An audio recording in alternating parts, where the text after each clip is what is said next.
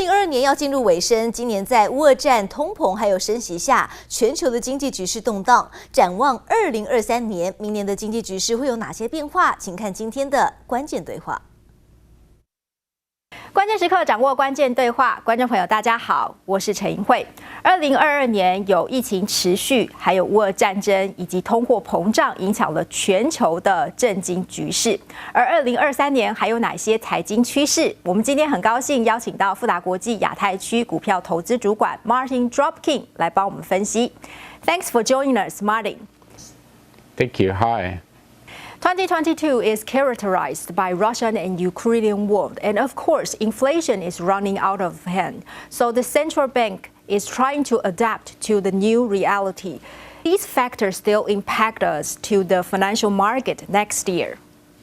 Yes, those impacts are still very much in play. And there's three themes that we're really focused on as we head into 2023. What you've just described, I would characterize as the poly crisis, which is a confluence of events which include economic activity, geopolitics, links to inflation and recessionary risk, and all of that mixed together is really giving the markets and us lots to think about as we head into next year.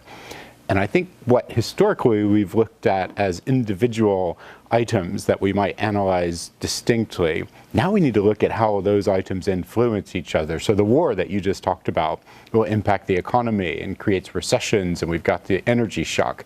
So one thing we're looking at is what we call the poly crisis. Second one, which is somewhat linked, is the strength of the US dollar. And the US dollar has been very strong throughout 2022. We think it remains pretty strong as we head into next year, but we could start to see that turn, and that could have some great impacts on global economies. And speaking of interest rate, the Fed just announced it is time to slow down the interest rate. But Powell also pointed out that the borrowing cost is still high, while the inflation might be come down. But the U.S. workers still shortage. Is that a hint that recession might be underway? I think it is, and our base case for next year is that we will see a recession in Europe first, and then in the U.S. As you just highlighted, Chairman Powell from the Fed is looking at that activity very closely. There are still a few more hikes priced in for the Fed as we go into 2023, but the market is also starting to see that peaking, and we might see that trend reverse itself. But I do think it will be very data dependent. Some of the points that you just highlighted, particularly the labor dynamics in the U.S., are very important to the Fed. So how do you see different regions that's still under higher inflation, higher cost, and lower consumer demand, and perhaps lower company margins? How do you see the different region that has the potential to growth or recovery from the economy? But we discussed a little bit earlier about the potential for a recession. Our own estimate is that there's an 80% chance of a recession heading into next year, likely started in Europe. We may already be in a recession in Europe, heading to the U.S., I think, shortly after. The consumer in the U.S. has been very strong, very resilient to date. I actually just came back from the U.S. and I got to see it firsthand. But that's likely to turn because there's been some savings that's likely going to start to get used up. So we could start to see some of that shift. So overall speaking, you mean that economy circumstance will go soft landing next year, right? Our base case is we're going to enter in what we would like to call a cyclical recession, which means that as the Fed continues to hike, and we do think it will pay very close attention to demand. But we think that there won't be significant demand destruction heading into next year. If there were, we would see a much harder landing and a more aggressive recession, but that's not our base case. So yes, we do see a recession heading into next year. But I think the way you've characterized it as a soft landing is right. Well, that sounds a lot of risk still ahead of us. But in your point of view, what are the risks that investors should be aware of? And to think positively, what are the opportunities that we should be hold on to? So this Fed pivot that we're talking about, which is when the Fed stops hiking and starts to keep rates stable and potentially starts to look to lower them, should be a positive event for the markets. Now, that's already starting to be priced in. We've seen some moves in the S&P and reflected in other markets around the world already, because the market's already anticipating this Fed pivot. But I think it could be volatile for the next quarter or two. So what I'd look for into 2023 is a little bit of volatility around equities, and for that reason, we're fairly cautious, particularly for the U.S., for stocks in the U.S., but that volatility can create opportunity. So I'd look for opportunities for valuations to come off a little bit and focus on companies and sectors where there's a good tailwind for earnings growth. Technology is a very cyclical sector. We're probably going to, we're exiting a cycle probably sometime in around 6 months or so. So there could be some opportunities there.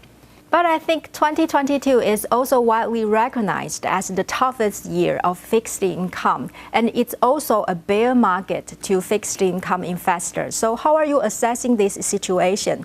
What area of global bond and equity that you think would potentially perform best? We have focused a little bit more on equities, but you're right to raise fixed income as a different dynamic and other dynamics in that asset class.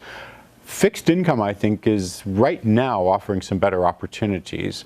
And if you look at what's happened, particularly with yields in the U.S., the 10-year Treasury, as we're speaking today, is around 3.5%, a little bit over 3.5%, probably in between there and 4%.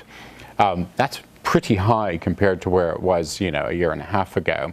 And if you add credit spreads on top of that to get overall yields on bonds, investment grade bonds in particular are looking like a good opportunity right now.